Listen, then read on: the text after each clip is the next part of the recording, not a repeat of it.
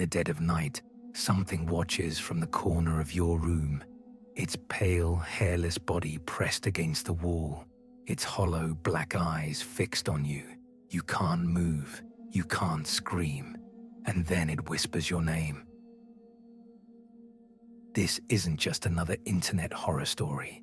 Thousands of people across decades have reported encounters with the same creature, the same pale skin, the same black eyes, the same crawling nightmare. Tonight, we trace the origins of one of the most terrifying entities ever documented. This is the story of the Rake. Before creepypasta forums and viral horror stories, before the internet gave nightmares a place to breed and spread, there were whispers. Whispers of something that crawled through bedroom windows, something that sat motionless in dark corners, watching, something that shouldn't exist, but did. The Rake. The name itself feels wrong, doesn't it? Not quite human, not quite animal, just the Rake. In the summer of 2005, an anonymous post appeared on an image board, a short entry describing a pale, humanoid creature that stalked people in their homes. The post was unremarkable at first, just another piece of internet horror fiction. But then something strange happened. People began responding, not with creative additions to the story, but with their own experiences. Experiences that predated the post by years, sometimes by decades. One woman claimed she'd seen the creature as a child in 1987. A man described an identical encounter from 1964. Another recalled stories his grandmother told him about the pale thing that crawled from the early 1900s. The internet hadn't created the Rake. It had simply given it a name. Our first documented case comes from a woman named Marissa. Living in rural upstate New York in 2006. Marissa was a school teacher, 29 years old, practical, rational, not the type to believe in monsters. Until the night she woke to find one sitting at the foot of her bed. It was 3:17 in the morning when something pulled her from sleep. Not a sound exactly, more like a presence, that animal instinct that tells you you're being watched. She opened her eyes. At first, she thought it was her husband, a figure sitting perfectly still at the end of the bed, silhouetted against the window. But her husband was asleep beside her. She could hear him breathing. The figure didn't move. Marissa reached for the lamp on her nightstand. Her hand was shaking so badly it took 3 tries to find the switch. When the light came on, she saw it clearly. It was humanoid, roughly the size of a large man but hunched, crouched on all fours at the foot of her bed like an animal. Its skin was pale, not just white, but almost translucent. She could see the network of veins beneath the surface. It had no hair, no eyebrows, no eyelashes. But it was the eyes that made her freeze.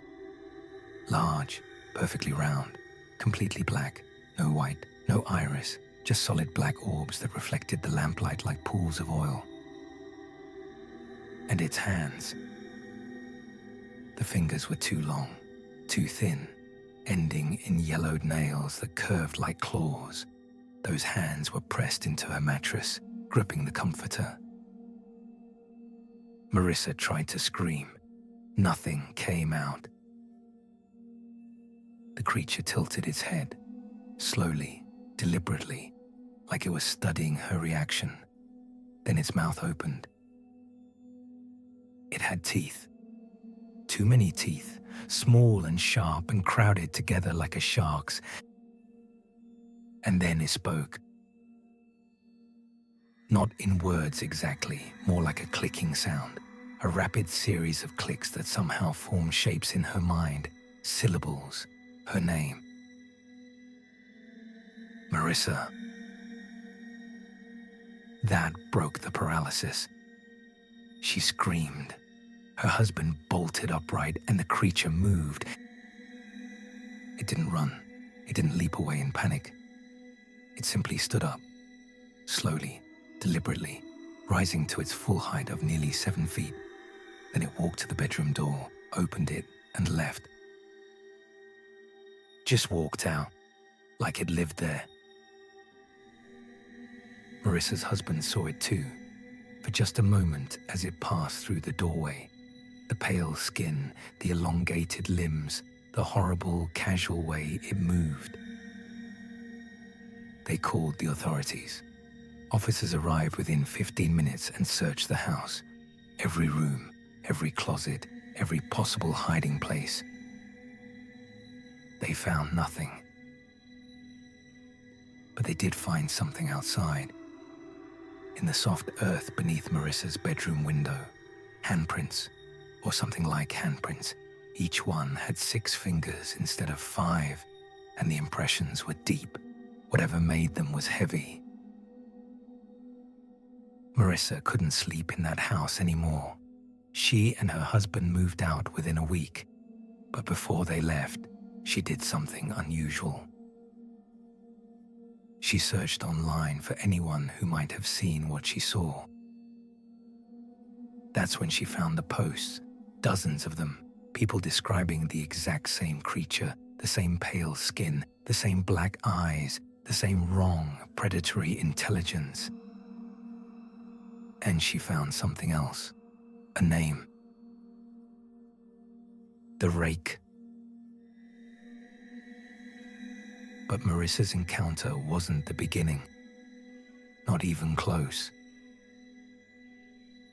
In 2006, several researchers began compiling historical reports. What they found was disturbing. The earliest documented account comes from a mariner's journal dated 1791. A sailor aboard a merchant vessel described something that crawled onto the ship during a foggy night off the coast of northern England. He wrote, "A pale figure, neither man nor beast, came aboard in the dark hours. It moved on 4 limbs like a dog, but had the shape of a man. Its eyes were black as pitch. It watched us from the rigging and spoke no words, but I heard my name in my head as clear as church bells. By morning it was gone, but 3 men refused to continue the voyage." 1791. More than 200 years before the internet gave it a name. Throughout the 1800s, reports continued, usually dismissed as folklore or delusion. A pale crawler in Appalachian mountain stories, the White Watcher in New England ghost tales, the Tooth Walker in Native American oral histories from the Great Lakes region. Different names, same description. In 1964, a psychiatric hospital in Massachusetts documented a patient who repeatedly drew pictures of a pale, humanoid creature with black eyes. The patient claimed it visited him every night, sitting in the corner of his room, watching him. The doctors diagnosed him with a mental health condition. Standard procedure. There was no reason to believe him, except that 3 other patients in different wings of the hospital drew the exact same creature. They had no contact with each other, no way to compare notes, but their drawings were identical. By the time the internet age arrived, the reports had been accumulating for centuries, but they were scattered, isolated, easy to dismiss as individual delusions or fabrications. Then social media connected them all, and a pattern emerged.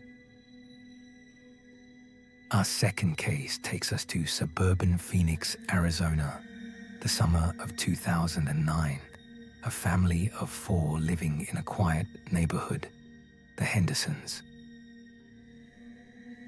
Robert Henderson was a software engineer. His wife, Christine, taught piano from their home. They had 2 children, Emma, age 7, and Daniel, age 4. A normal family, a safe neighborhood, nothing unusual. Until Emma started talking about the man in her room. At first, Christine and Robert assumed it was an imaginary friend. Emma described a tall, thin man who came to visit her at night. He would sit in the corner and watch her sleep. She said he was very pale and had kind eyes. "He doesn't talk with his mouth," Emma told her mother, "but I can hear him anyway. He knows my name."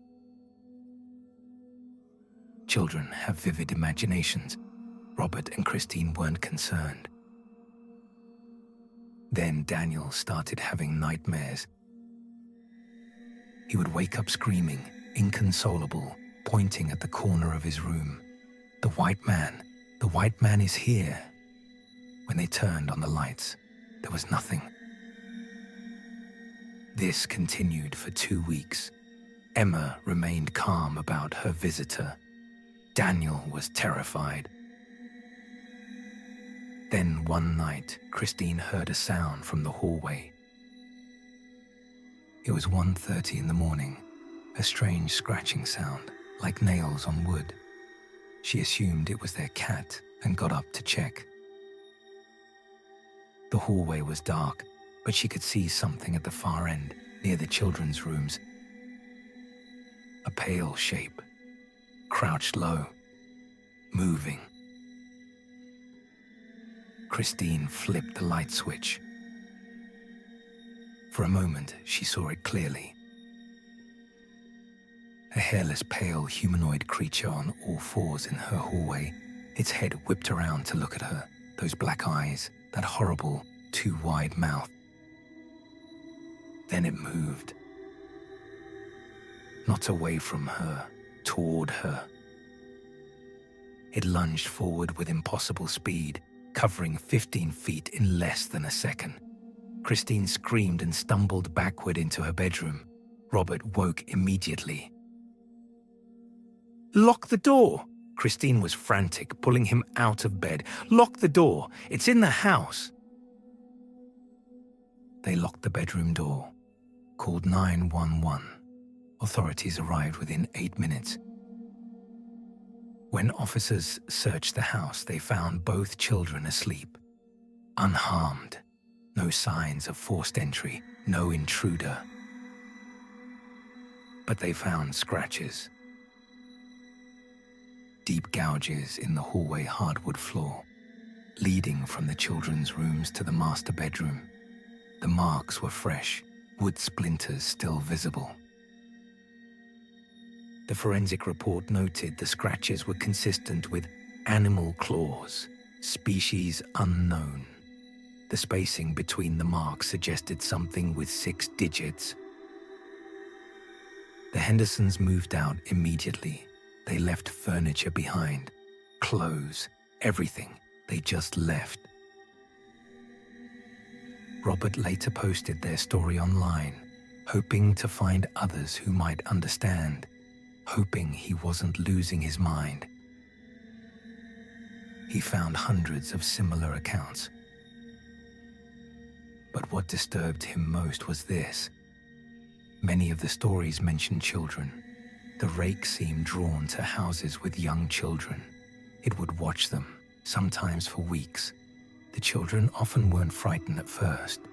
They described it as curious, watching, learning. It was only when parents discovered it that things escalated, as if it resented being seen by adults. Robert Henderson concluded his post with a warning. If your child mentions a pale man who visits them at night, believe them. Don't wait like we did. Just leave. So what is the Rake? That's the question that haunts every encounter, every testimony, every unexplained photograph and video clip. The skeptics have theories, of course: sleep paralysis, hallucinations, mass hysteria fueled by internet creepypasta, misidentified animals, elaborate hoaxes. And they're partially right. Many reported sightings are likely explained by these factors. The human mind is powerful. Fear is contagious. The internet amplifies both. But that doesn't explain everything. It doesn't explain the consistent physical description across centuries and continents. It doesn't explain the physical evidence, the scratches, the footprints, the handprints with 6 fingers. It doesn't explain the behavioral patterns. Because the Rake, according to those who've studied the accounts, follows rules. It appears at night, always between midnight and 4 in the morning. It prefers to observe before revealing itself. It's drawn to bedrooms, often appearing to the same person multiple times before moving on. And most disturbing, it seems to communicate, not through spoken language, but directly into the mind of the observer. Witnesses consistently report hearing their name, even when the creature's mouth doesn't move. Some researchers have suggested the Rake might be a cryptid, an undiscovered species that's learned to exploit human habitation. Its pale skin could be an adaptation for nocturnal hunting, its elongated limbs built for climbing and crawling through tight spaces. Others suggest something more paranormal, a thought form, an entity that exists in the space between folklore and reality, given shape by collective fear and reinforced by each new encounter. But there's a third theory, one that's harder to dismiss. What if the Rake is simply what it appears to be? A predator, one that's been hunting humans for centuries, one that's learned to stay hidden, to move unseen, to select targets carefully. And what if the internet didn't create the Rake, but simply made it impossible for it to hide anymore? Our final case predates the viral internet story by 2 years. It's perhaps the most disturbing account on record. Jacob Reese was a nature photographer living in rural Maine.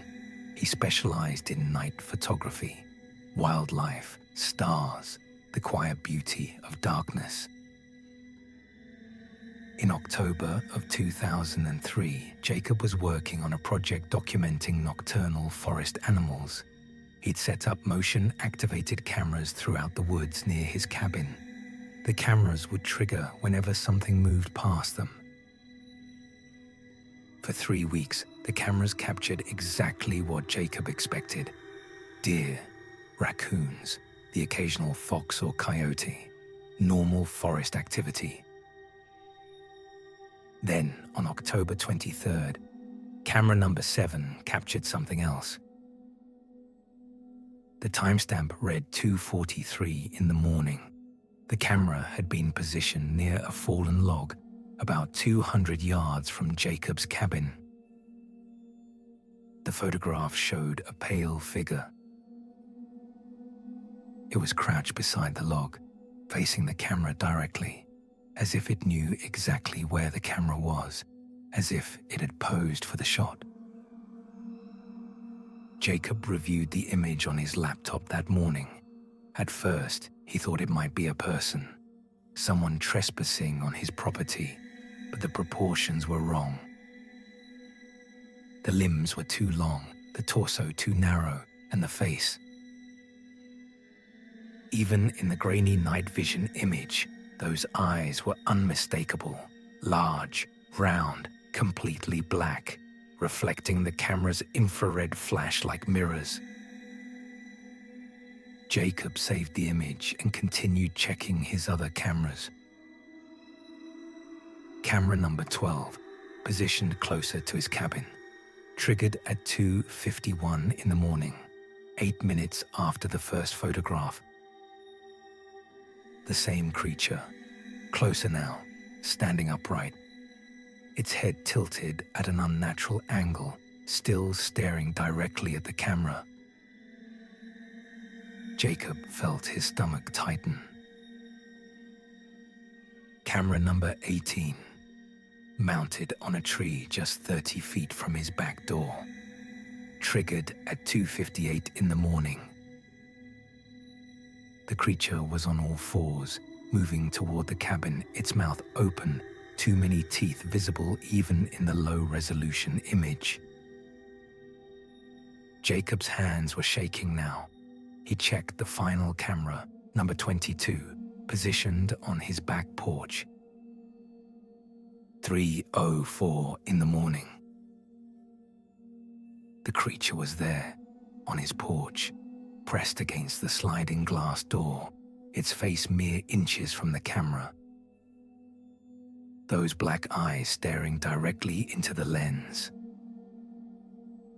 Jacob realized with growing horror what had happened. At 3:04 in the morning, he had been inside that cabin, asleep, less than 10 feet from where this thing had been standing. He immediately packed his equipment, grabbed the memory cards from all the cameras, and left. He didn't go back for 3 days. When he finally returned with 2 friends for support, they found the back door unlocked.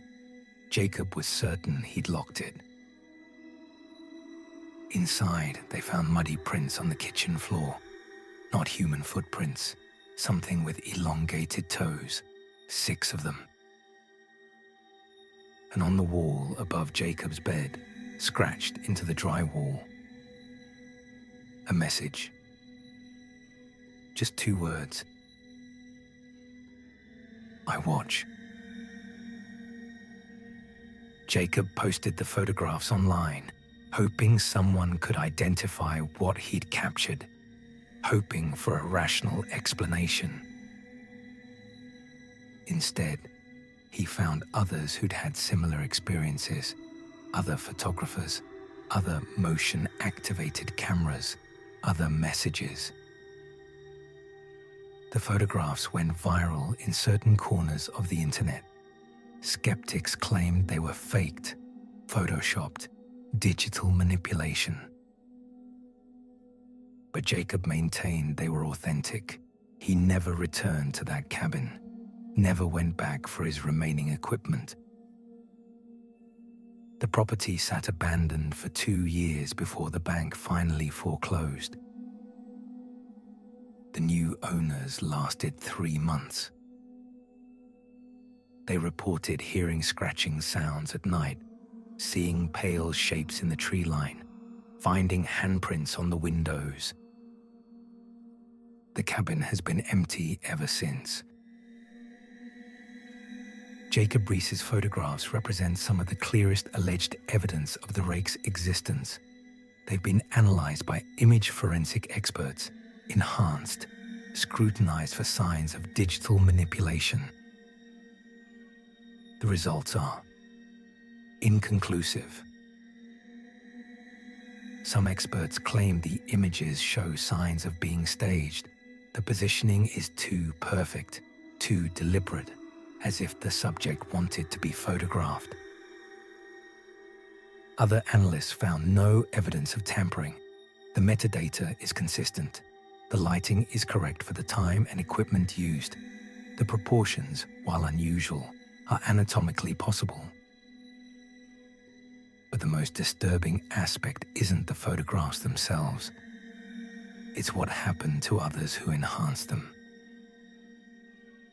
In 2007, a digital forensics expert named Dr. Sarah Chen spent 3 months analyzing Jacob's images. She used advanced software to clean up the noise, enhance the details, reconstruct what the creature actually looked like. She succeeded.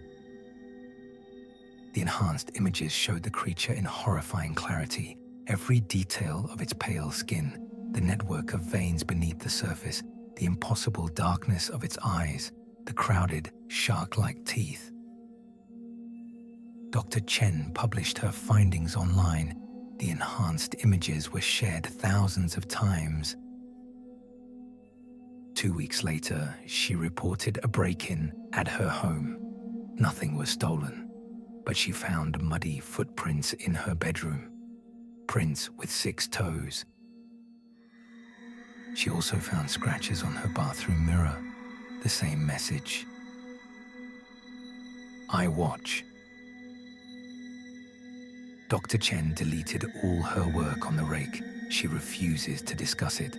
When contacted for this investigation, she responded with a single sentence. Some things should remain in the dark. After reviewing hundreds of reports, certain patterns emerge, behaviors that repeat across different accounts, different times, different locations. The Rake appears to be drawn to isolated locations, rural areas, forest edges, places where human habitation meets wilderness. It rarely appears in cities. It's nocturnal, active primarily between midnight and 4 in the morning, the deepest part of night, when humans are most vulnerable. It observes before engaging. Many witnesses report feeling watched for days or weeks before actually seeing the creature. A growing sense of unease, the feeling of eyes in the darkness. It seems particularly drawn to children, not in an aggressive way initially, more curious, as if studying them. Children often describe it as less threatening than adults do. And most disturbingly, it appears to learn. Each encounter shows signs of intelligence, deliberate choices, problem-solving behavior, the ability to open doors, to manipulate simple mechanisms, to leave messages. It knows names. This detail appears in nearly every credible account. The creature somehow knows the name of the person it's encountered. It communicates this, either through direct telepathic impression or through physical messages. How does it know? No one has an answer. Since 2005, when the Rake was first named online, reports have increased exponentially. Some attribute this to suggestion, people reading about it, then experiencing sleep paralysis or misidentifying natural phenomena. But others point to a different explanation. What if naming it Dot gave it power? This idea appears in multiple cultural traditions. The concept that naming something makes it real, that giving a thing a name allows it to exist more fully in our reality. Before 2005, the Rake was fragmented. Different names, different stories, scattered reports that seemed unconnected. After 2005, it became unified. A single entity, a single name, a single coherent mythology. And the reports became more frequent, more consistent, more detailed. Some researchers believe we didn't discover the Rake. We created it. By collecting the stories, by giving them a common name, by sharing them across the internet. We assembled something that was previously scattered. We gave form to formless fear. We made the pattern visible. And perhaps in doing so, we made it real.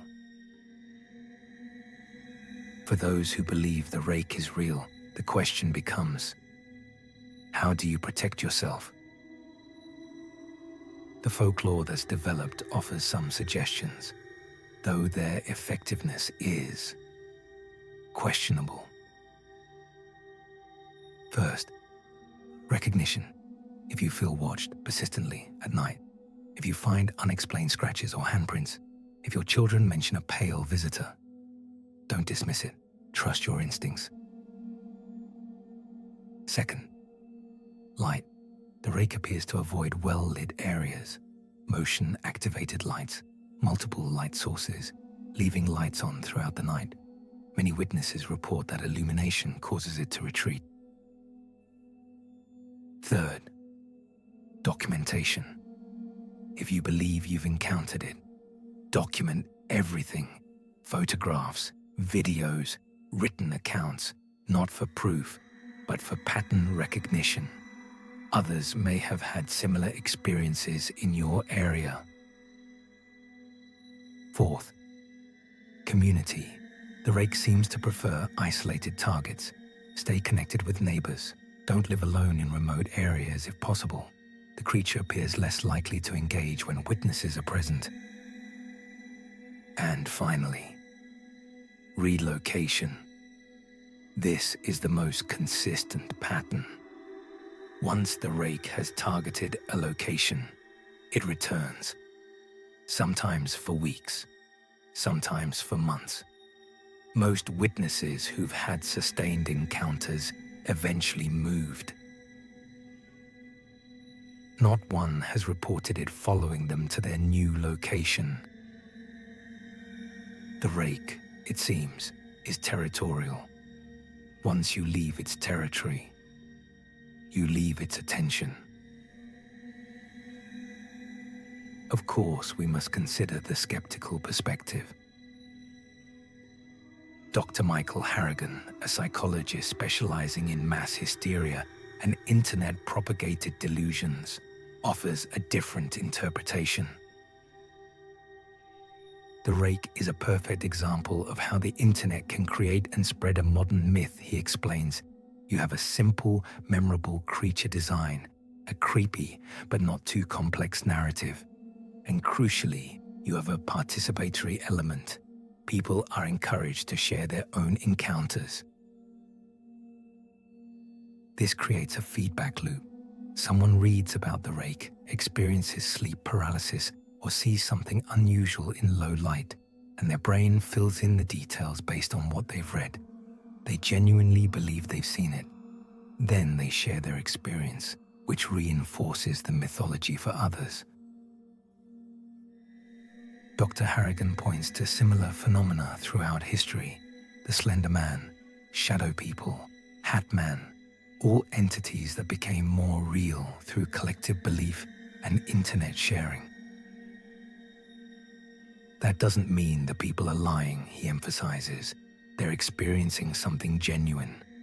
But what they're experiencing is likely a combination of sleep paralysis, pareidolia, and suggestion. The human brain is very good at seeing patterns, especially patterns it's been primed to expect. It's a reasonable explanation, rational, grounded in understood psychology. But it doesn't explain the physical evidence. The scratches, the footprints, the photographs, the multiple witnesses seeing the same thing simultaneously.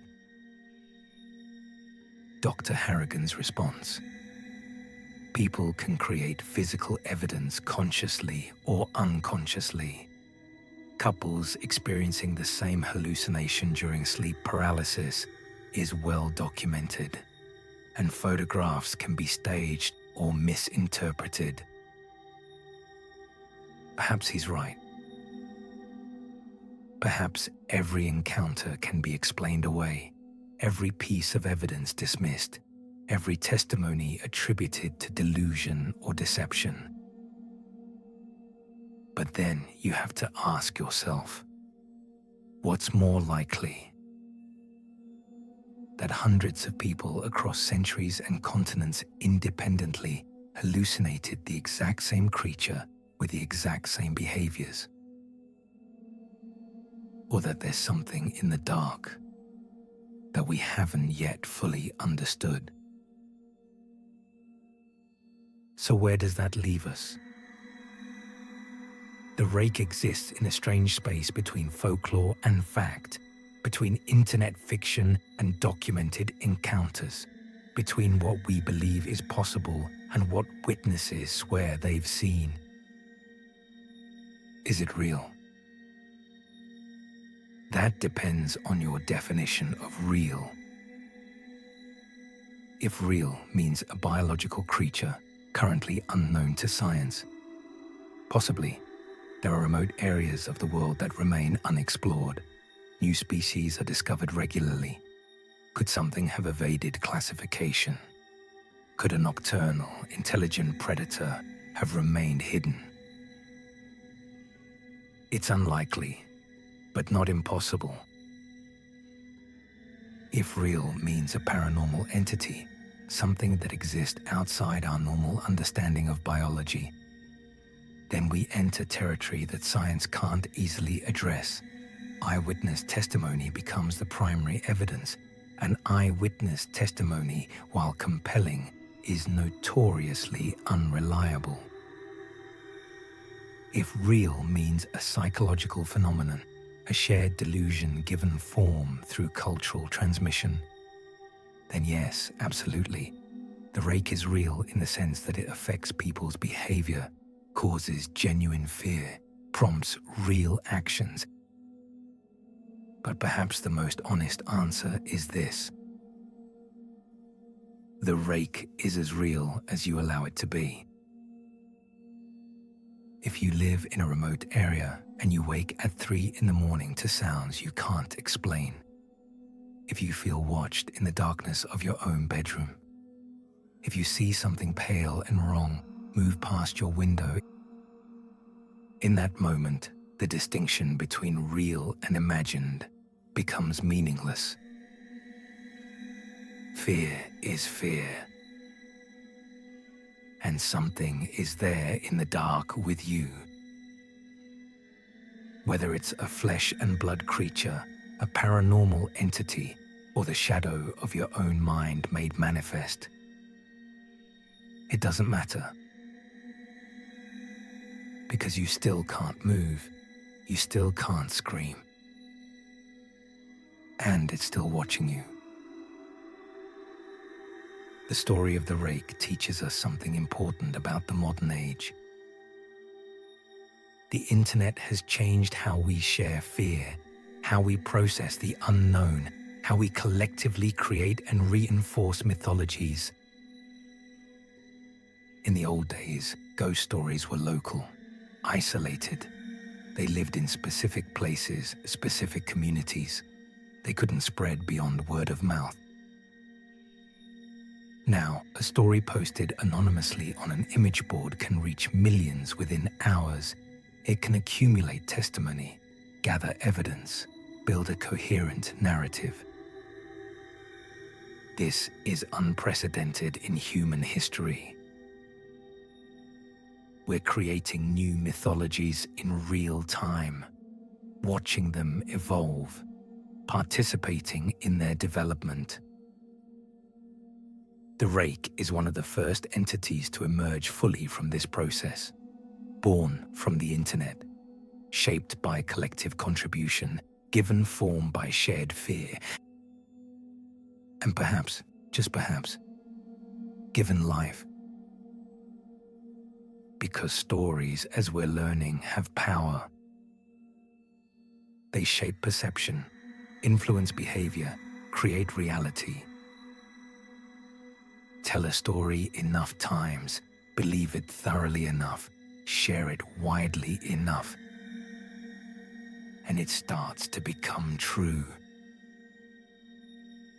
So tonight, when you turn off your lights and settle into bed, when you hear sounds that might be the house settling, or might be something else, when you feel that prickling sensation that tells you you're being watched, remember the Rake.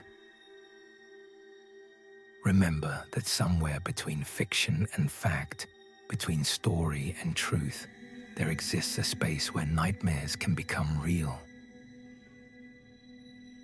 And in that space, something is crawling. Something pale and wrong and patient. Something that knows your name. Sleep well.